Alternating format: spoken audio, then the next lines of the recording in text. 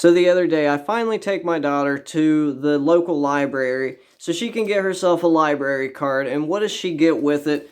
The biggest absolute book a child can get. This looks like a collegiate textbook. I mean, like you could do some damage with this. It's crazy.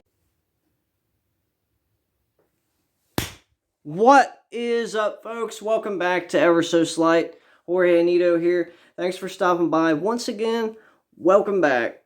Welcome to episode 7 of Random Cool, a segment where we try to curate maybe the lesser known moves. Just moves themselves feel very random, however, cool.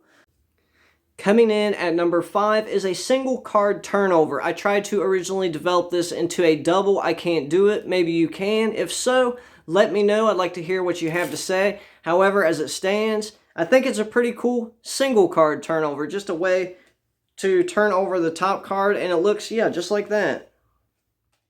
So the idea is just to hold a deck in straddle grip. That's basically dealer grip, mechanic grip. It doesn't matter. As long as the pinky is in the back end, you're going to drag a card just like you would normally turn it over, but you're going to pull it down ever so slightly. I shared this before on a video, but I want to go over it just a little bit better here. So you're going to, in the process of turning over the card, you're going to bring it down just slightly and then just turn it over. And what's going to happen is it gets caught on this pinky and it swivels around the ring finger. So it's not that hard to do, but here is from a different angle.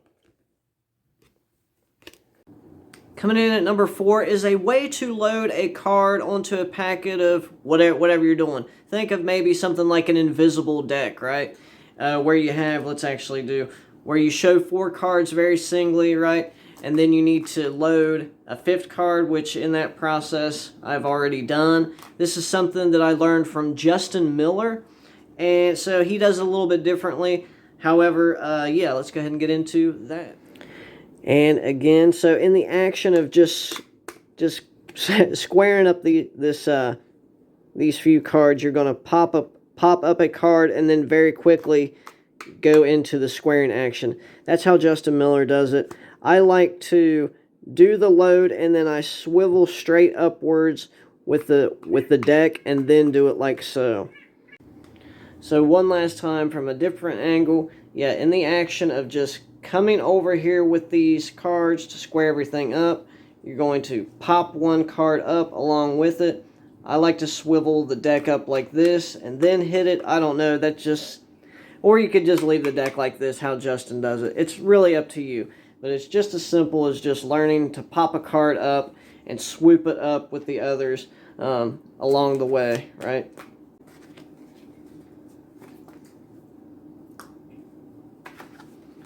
Coming in at number 3 is a single card vanish, where you take a single card and you just vanish it like this.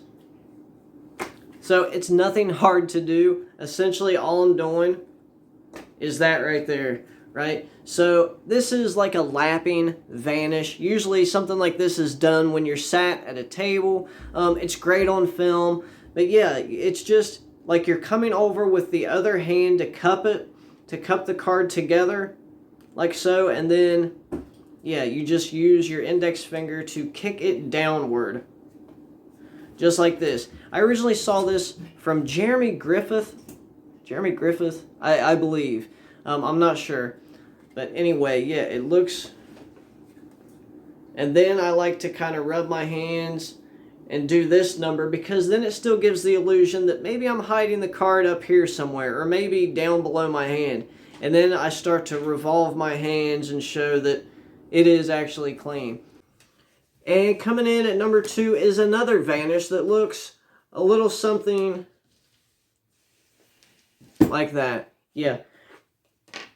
It's just something that I kick the card with my ring finger under the guise, or under the cover of this hand, as if I'm just kind of cupping the card like so.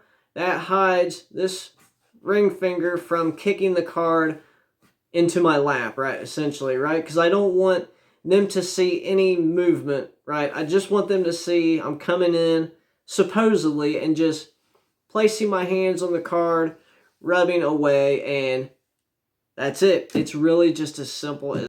And coming in at number 1 is what I refer to as the Louise Subtlety. So I know that most of you are familiar with this control I do called the Louise control, right? Where the card goes in the center. It's actually on top.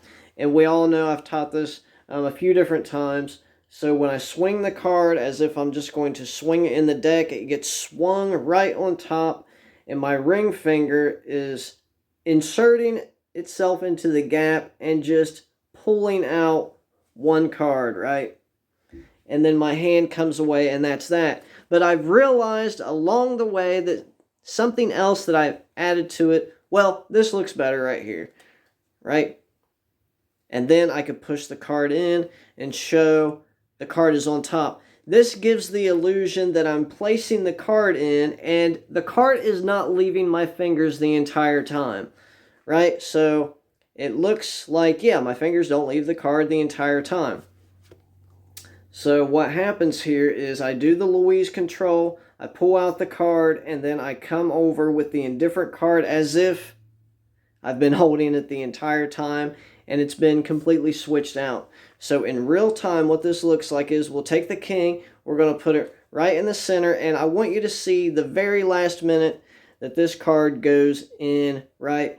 But actually, it is indeed on top. Just a little subtlety, a convincer.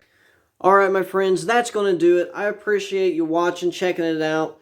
Thanks for all the support. Jorge Anito, aka Ever So Slight, signing off. Be blessed.